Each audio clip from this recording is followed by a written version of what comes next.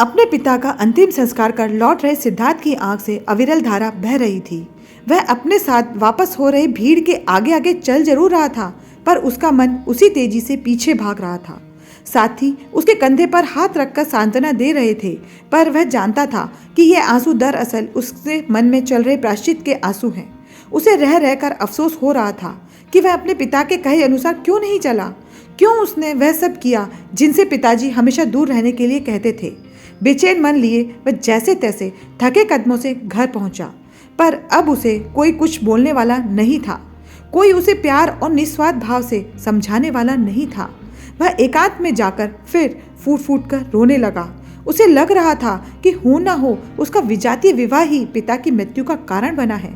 अभी पिछले महीने ही तो उसने पिता को बताए बिना अपनी मर्जी से मंदिर में शादी की है।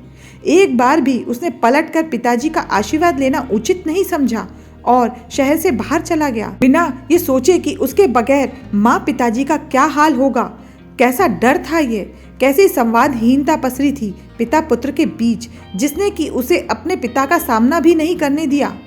काश वह एक बार तो अपने मन की बात पिता से कहता। पिताजी तो उससे कितना प्यार करते थे, और माँ से ही बता देता। शायद नहीं, पक्के से उसकी शादी मनोरमा से ही करवा देते। वे तो जात पात मानते ही नहीं थे। क्या वे अपने इकलौते पुत्र की भी बात नहीं मानते? जरूर मानते। उसने ही गलती की है जिसकी इतनी बड़ी सजा उसे मिली है। अब वह माफी मांगे भी तो किससे मांगे? क्या समय लौटकर आ सकता है? तभी मनोरमा की मार्मिक आवाज से सिद्धार्थ की तंद्रा टूटी। वह कह रही थी कि अपने को संभालो सिद्धार्थ, अब माँ जी को देखो, उनका रो रो कर बुरा हाल हो रहा है, बार बार अचेत हो रही हैं। मैंने डॉक्टर अंकल को फ़ोन कर दिया है, वे आते ही होंगे। अब चलो भी, कब तक माँ का सामना नहीं करोगे? माँ ने हमें माफ़ कर दिया है, मुझे बेटी कहकर गले लगाया है। अब से मैं ही उनकी देखभाल करूँगी। अब जरा भी चिंता ना करें और माँ से मिल लें। मनोरमा की बातों से सिद्धार्थ थोड़ा संभला। खुद को संयत कर वह माँ के कमरे में उनसे लिपट कर रोने लगा। तीसरे दिन सिद्धार्थ ने जब पिताजी की अलमारी खोली तो उसमें से एक खत मिला। उसके ऊपर लिखा था, प्रिय बेटे सिद्धार्थ। थरथराते हाथों से सिद्धार्थ ने चिट्ठी खोली।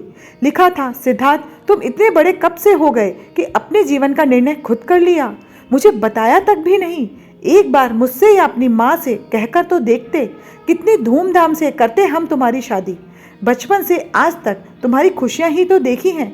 जानता हूँ तुम जिद्दी स्वभाव के रहे हो, लेकिन यह नहीं जानता था कि तुम मुझसे इतना डरते हो। नहीं जानता कि तुमने बिना बताए शादी मेरे डर की वजह से की या कोई और कारण था। यदि हर बेटा ऐसा करेगा तो माता पिता का तो अपने बच्चों पर से विश्वास ही उठ जाएगा। खैर, जो हुआ सो हुआ। जब भी घर लौटो इसी विश्वास से लौटना कि यह घर तुम्हारा है, हम तुम्हारे हैं। अंत में लिखा था, काश तुम मेरे रहते लौट आओ। तुम और तुम्हारी माँ नहीं जानते मुझे ब्लड कैंसर है। यदि तुम्हारे लौटने से पहले ही मैं दुनिया छोड़ दूं तो मन में यह बोझ लेकर नहीं जीना कि मेरी मृत्यु तुम्हारे कारण हुई है। बहू को मेरा आशीष, अपनी माँ का ख्याल रखोगे इतना विश्वास है मुझे। हमेशा खुश रहना, तुम्हारा पिता। पत्र पढ़कर सिद्धार्थ की आंखों से आंसू रुकने का नाम नहीं ले रहे थे और अब अफसोस के सिवा कुछ नहीं बचा था।